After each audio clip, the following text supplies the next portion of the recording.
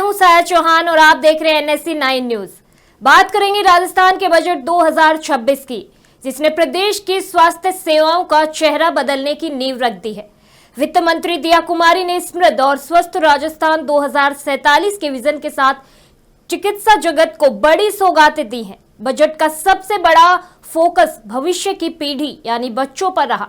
जयपुर के प्रसिद्ध जेके लोन अस्पताल में अब 75 करोड़ की लागत से 500 बेड का नया IPD टावर बनाया जाएगा।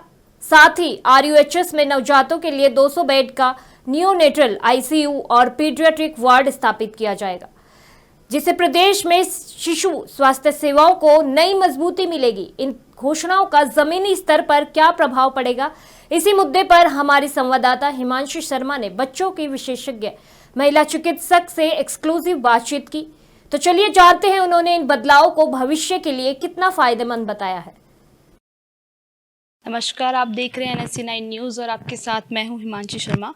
राजस्थान का बजट पेश किया गया, ऐसे में एक पहल की गई जिसमें राजस्थान बजट में जो मेंटल हेल्थ है उसको लेकर बजट में दिया गया, जिसमें बताया गया है कि जिस तरीके से आजकल बच्चे डिप्रेशन में आ रहे हैं और लोग बहुत जल्दी डिप्रेशन में आ जाते हैं, चीज़ों के लिए लेके ओवर थिंकिंग करने लगते हैं, उसको लेकर एक पहल की गई है जिसमें सरकार ने ये बताया है कि जितने भी स्कूल कॉलेजेस और जो सरकारी अस्पताल है SMS, वहाँ पे इसको लेकर एक पर्टिकुलर डिपार्टमेंट बनाया जाएगा जो इस चीज़ को देखेगा।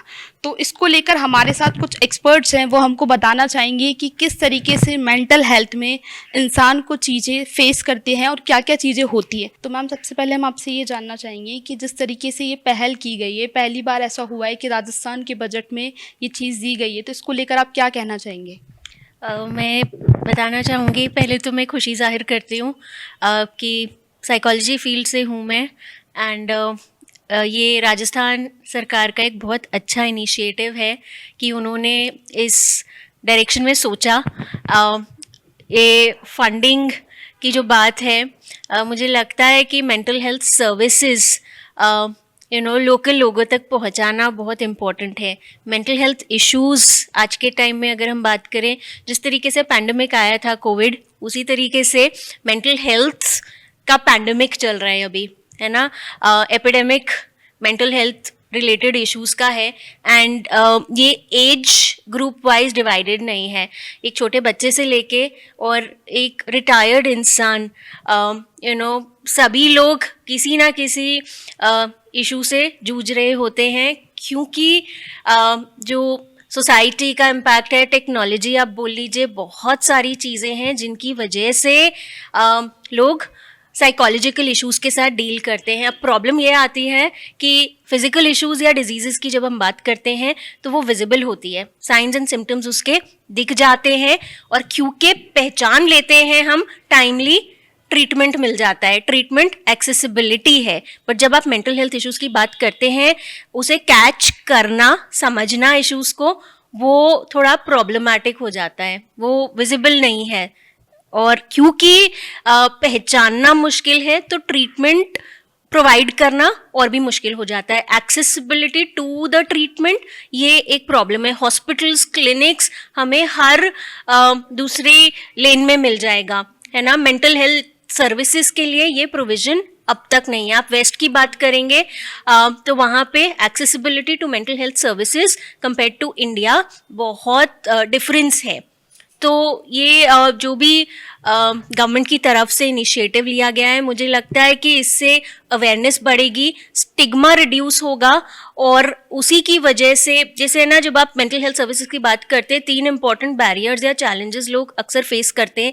एक तो एक्सेसिबिलिटी नहीं है, जैसे गांव से लोग आते हैं शहर मेंटल हेल्थ सर्विसेज लेने के लिए, है ना। तो हॉस्पिटल्स, क्लिनिक्स छोटे शहरों में, दूर दूर के इलाकों में भी आपको मिल जाएंगे, बट आपको जो भी मानसिक परेशानियां लोग डील करते हैं, झेलते हैं, उसके लिए अवेलेबल नहीं है एक्सपर्ट्स। तो एक तो ये चीज़ है। सेकंड, क्योंकि कमी है इस चीज़ की, ट्रेंड लोग नहीं है, तो एक्सपेंसिव भी होता है, ये महंगा पड़ता है लोगों को, है ना। और थर्ड इम्पॉर्टेंट चीज़ होती है कि इससे एसोसिएटेड स्टिग्मा है अभी भी हमारी सोसाइटी में। हम चाहे कितना भी अपने आप को प्रोग्रेसिव मान लें, आप मेट्रो सिटीज़ की बात करें या आप छोटी सिटीज़ या स्टेट्स की बात करें, स्टिग्मा अभी भी है, लोग ओपनली बात नहीं करते इन चीज़ों के बारे में। तो जब मेंटल हेल्थ फैसिलिटीज़ प्रोवाइड की जाएगी एट अ लोकल लेवल, मुझे लगता है ये बैरियर्स को, हम चैलेंजेस को काफ़ी हद तक ओवरकम कर पाएंगे, अवेयरनेस बढ़ेगा, और मुझे लगता है कि ये एक इंटीग्रेटेड एफर्ट होगा। बहुत स्ट्रैटेजिकली रिसोर्सेज को एलोकेट करना पड़ेगा, लोगों को ट्रेन करना पड़ेगा टू प्रोवाइड द सर्विसेज। अभी एक बहुत बड़ा गैप है between the demand for these services and जितने ट्रेन्ड प्रोफेशनल्स अवेलेबल है। एक छोटा सा एग्जाम्पल मैं दूंगी, हमें क्लिनिकल साइकोलॉजिस्ट्स की इंडिया में बहुत ज़रूरत है, क्योंकि mental health issues at par बराबरी पे आ गए हैं। बाकी आप कार्डियक प्रॉब्लम्स बोल लीजिए या आप डायबिटीज़ या ब्लड प्रेशर बोल लीजिए, बिल्कुल मेंटल हेल्थ इश्यूज उसके बराबर रेट पे है आज, ऑलमोस्ट बराबर, राइट। तो उस डिमांड को देखते हुए हमारे पास प्रोफेशनल्स इतने नहीं हैं, एंड जैसे मेडिकल में सीट होती है तो एमफिल या क्लिनिकल साइकोलॉजिस्ट की उनको ट्रेनिंग दी जाती है, ऑन फील्ड ट्रेनिंग की ज़रूरत है। तो वहाँ पे नंबर ऑफ इंस्टीट्यूट्स लिमिटेड है इंडिया में, इवन आज की बात करें तो एक तो वो चीज़ हो गई। सेकंड, अगर ये इंस्टीट्यूट्स है भी तो इनमें बहुत लिमिटेड सीट्स है। जैसे मैं एक छोटा सा एग्जांपल दूंगी, जब तक एनईपी इम्प्लीमेंट नहीं हुआ था, एमफिल क्लिनिकल साइकोलॉजिस्ट एक बहुत पॉपुलर कोर्स इंडिया में चलता आया है, ट्रेनिंग प्रॉपर प्रोवाइड की जाती है to be able to become a clinical psychologist, but mostly institutes में 10 सीट्स होती है एक बैच पर। अब आप देखिए कितना बड़ा गैप है बिटवीन हमें कितनी ज़रूरत है प्रोफेशनल्स की और कितने कम ट्रेंड लोग अवेलेबल है। सो मुझे लगता है कि, और अपार्ट फ्रॉम क्लिनिकल साइकोलॉजिस्ट्स, हमें कम्युनिटी हेल्थ प्रोवाइडर्स की हेल्प लेनी पड़ेगी, हमें फैमिली का भी सपोर्ट चाहिए होगा।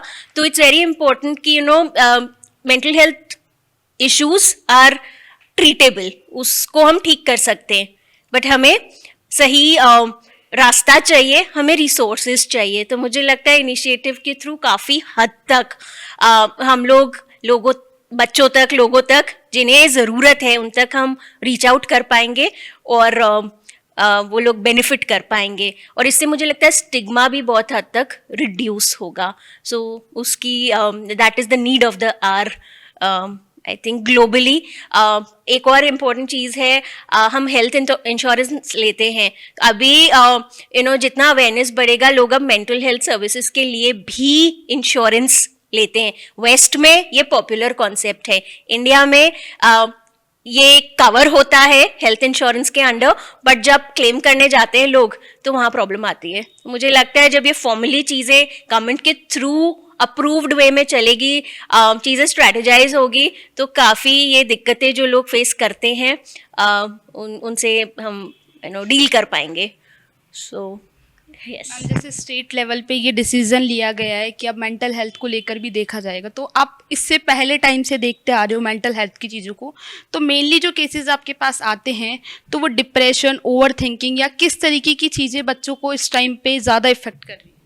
अगर मैं अभी की जनरेशन की बात करूँ तो अभी का जनरेशन थोड़ा मुझे सेंसिटिव लगता है। जो जेन ज़ी की हम बात करते हैं, मैं अगर अपने ग्रैंड पेरेंट्स की बात करूँ या मैं पेरेंट्स की बात करूँ, तो वो स्ट्रेस कोपिंग मैकेनिज्म उनके अलग थे, वो जो स्ट्रैटेजीज यूज़ करते थे वो बहुत डिफरेंट थी, उनका रिजिलियंस और ग्रिट बहुत हायर था। हमारी जनरेशन की बात करें तो शायद हम थोड़ा सा नीचे हो गए, और अभी जो हम छोटे यंग बच्चों की बात करते हैं, मुझे लगता है दे वेरी सेंसिटिव, बहुत वल्नरेबल है। अब इसके बहुत सारे रीजंस है, जैसे ना पहले मुझे याद है कि जब हम छोटे थे, हम कुछ बदमाशी किए तो पेरेंट्स हमें एक थप्पड़ भी लगा देते थे। अब आप जोर से चिल्ला के भी अपने बच्चों को नहीं बोल सकते, तो वो डिफरेंस आया है। तो जो तरीके पहले काम करते थे वो अब काम नहीं करते। जिस तरीके से पहले स्ट्रेस को परसीव किया जाता था, हैंडल किया जाता था, वो मैकेनिज्म्स अब एप्लीकेबल उतने नहीं हैं।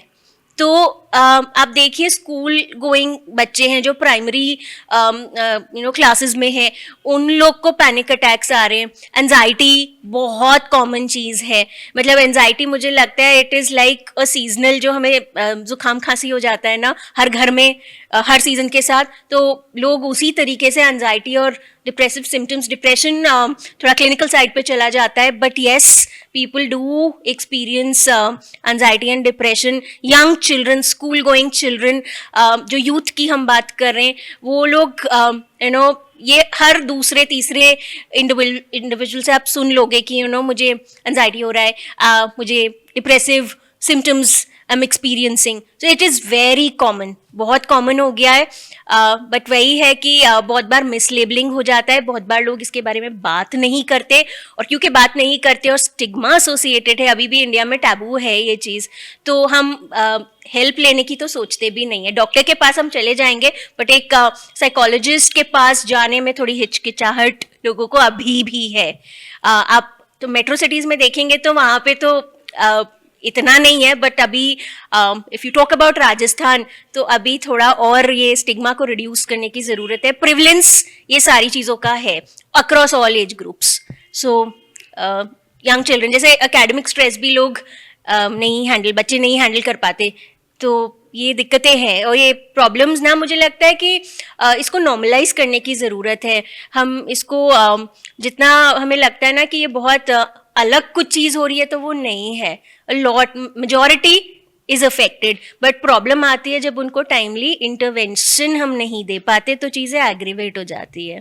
तो कहीं ना कहीं आपको ऐसा लगता है कि डिजिटलाइजेशन बहुत ज़्यादा बढ़ रहा है, मोबाइल में बच्चे बहुत ज़्यादा बिजी हो जाते हैं, पेरेंट्स से एक डिस्टेंस बन जाता है उन लोगों का, तो ये रीज़न है कि डिप्रेशन और ओवर थिंकिंग वाली चीज़ें इनके साथ हो रही है? हाँ, मुझे लगता है टेक्नोलॉजी पे डिपेंडेंस हम सबका है, एंड अगर कुछ घंटे भी हम अपने गैजेट्स या डिवाइसेस से दूर रहते हैं तो हमें बेचैनी होने लगती है।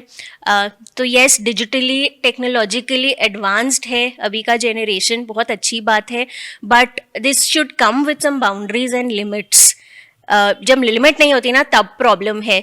तो इसकी अच्छाइयाँ हैं ऑफ कोर्स, बट कहीं ना कहीं बाउंड्री सेट होना ज़रूरी है। अब क्योंकि हम वर्चुअल वर्ल्ड में हम बहुत कंफर्टेबली अपना टाइम स्पेंड करते, तो real connection, the real communication वो मिस ऑफ कोर्स हो रहा है। आप खुद देखिए कि ये बहुत कॉमन फिनोमेना है कि चार लोग, लाइक एक फैमिली अगर खाना साथ में खा रही है तो सब अपना मोबाइल देख रहे होंगे, वो बात नहीं कर रहे होंगे, हम फ़ोन लेके बैठते हैं अपना।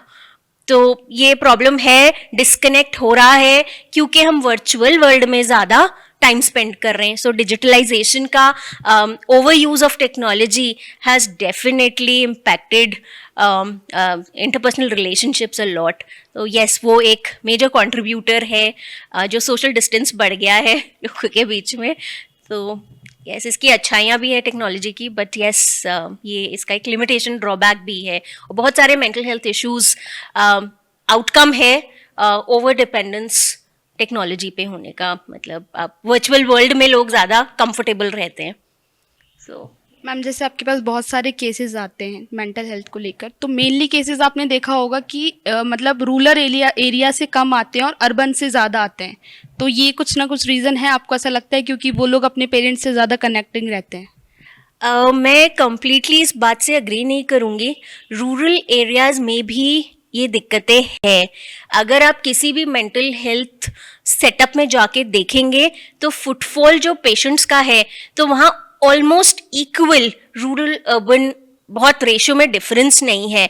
प्रॉब्लम ये है कि अर्बन पॉपुलेशन या अर्बन सेटअप से जो लोग हैं ना, उनमें इतनी अवेयरनेस है क्योंकि उन्होंने एक्सपोज्ड है वो काफ़ी चीज़ों को, तो उन्हें वो समझ है, तो वो खुद हेल्प लेने बहुत बार पहुंच जाते हैं। बट जब आप रूरल कॉन्टेक्स्ट की बात करोगे ना, वहाँ पे थ्रू रेफरल बहुत केसेस आते हैं। उन्हें नहीं पता मेंटल हेल्थ प्रॉब्लम है, कोई साइन सिम्टम उन्हें समझ नहीं आएगा, वो जाएंगे एक फिजिशियन के पास में, वो जाएंगे डॉक्टर के पास में, डॉक्टर के थ्रू वो फिर साइकियाट्रिस्ट या साइकोलॉजिस्ट के पास रेफ़र किए जाते हैं। तो फुटफॉल है, मैं ये नहीं बोलूँगी कि रूरल एरियाज़ में दिक्कतें नहीं है, बट हाँ जैसे आप बोल रहे कि वो इतना ज़्यादा टेक्नोलॉजी डिपेंडेंस या डिजिटलाइजेशन का इतना इम्पैक्ट शायद उन पे नहीं होगा, बट दूसरी तरीके की दिक्कतें वो लोग फेस करते हैं।